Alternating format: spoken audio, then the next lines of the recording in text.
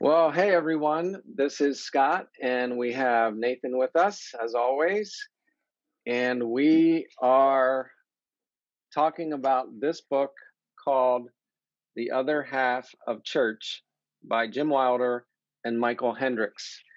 And actually, I used some of this material last night at our weekly Celebrate Recovery meeting, which, by the way, you are always welcome to attend. Mm-hmm.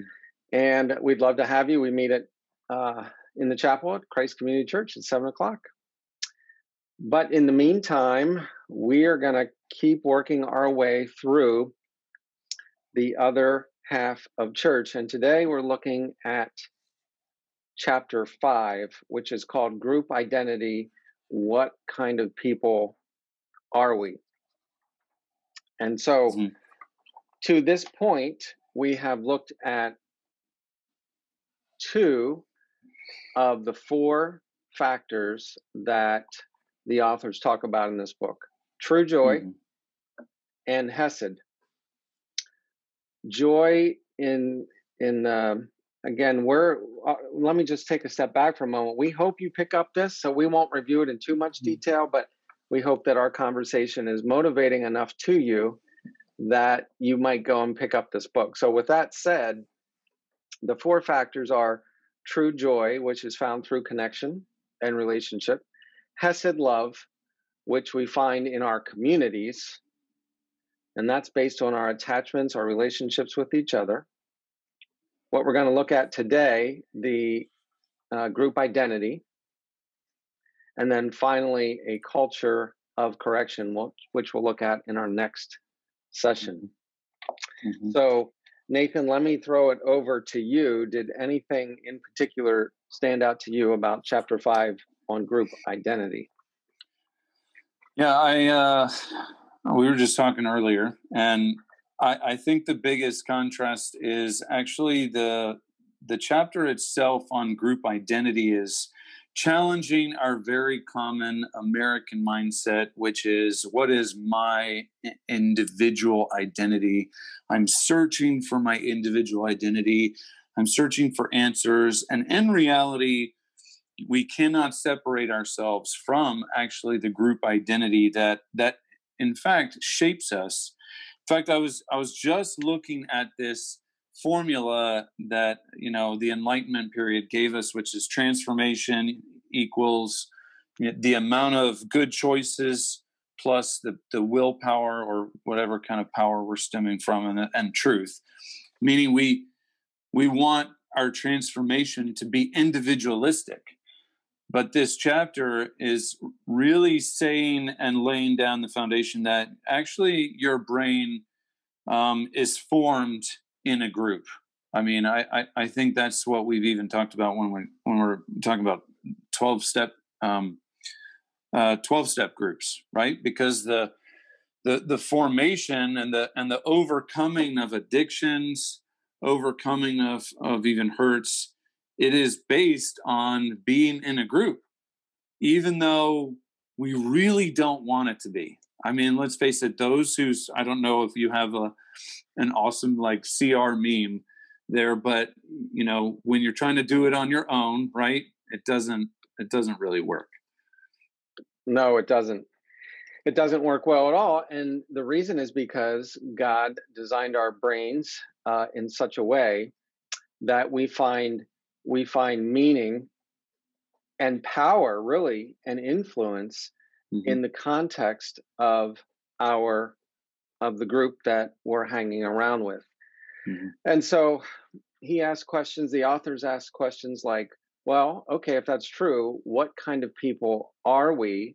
And for those of us who are Christ followers, the follow-up question would be, in any given situation, how do followers of Christ act in this particular situation? And so they argue that group identity significantly, because of how our brain is wired, group identity forms our character And he also argues that identity formation, now again, this is their opinion. You may not agree with it, but they argue that identity formation is a big hole in modern Western discipleship.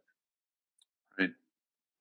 I think that we want to kind of have half the brain group, right? We get together and we're in a group and we're thinking, well, this is forming me. I'm doing the group thing. But we're actually missing out on what it really means in terms of group identity.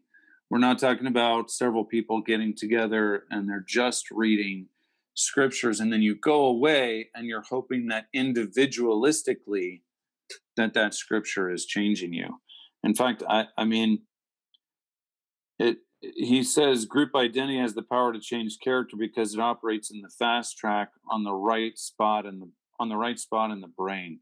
He goes on to talk about it and basically saying you can't, at least in his opinion, you can't actually change your character on your own. It has to be in a group setting or even two or three, which is, I mean, that's scriptural too.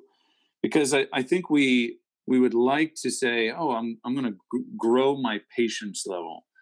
But in the end, you really have to start mirroring, sort of like children who mirror the kind of emotional levels that their parents have, right? Yes, that's right. Yeah. So one of the points he makes is how we often rely on New Year's Eve resolution kind of willpower to make changes. But he says because willpower, the part of the brain that processes what we would call willpower, is downstream, if you will, from our instantaneous reactions. Mm-hmm. They argue that willpower has little effect in and of itself on our character. Now, he's not saying willpower is unnecessary. He comes out and says it is necessary, but because of where it is on the, I'll just say the flow of thought, since I'm not a neuroscientist, I can talk like a layperson. It's downstream.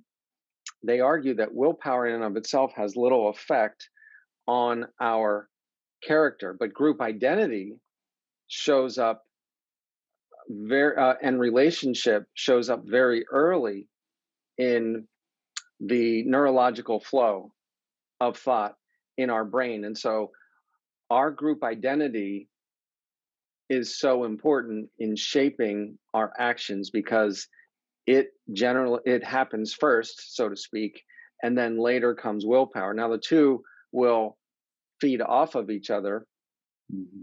but we have to know who we are in the context of our group.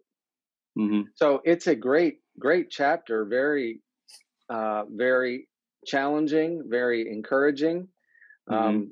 I want to again encourage you guys to pick it up and read the whole book, but read chapter 5 on group identity. And again, the question is, what kind of people are we? Mm-hmm.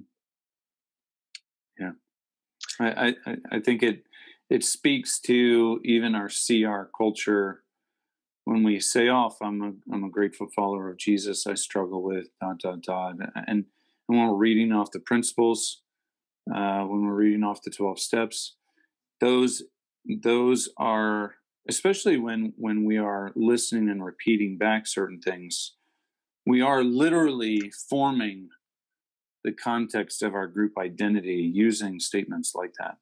So it really is, in terms of the brain, a powerful way, scientifically speaking, to change, perceptions of trauma or bad habits, things like that. Yep. So the next chapter 6, which we will get into in the next session, really goes hand in hand with chapter 5. And we encourage you to hit play and watch that. Maybe share this, like the video. That helps us get the word out, mm-hmm. that there is not just videos, but that there are 35,000 Celebrate Recovery groups around the world. And we really encourage you, if you're hurting, if you're looking for some hope, if you have a habit you're trying to break through on, we would encourage you to check out a Celebrate Recovery group. So that's all for now, and we'll pick it up in our next session. See you then. See you then.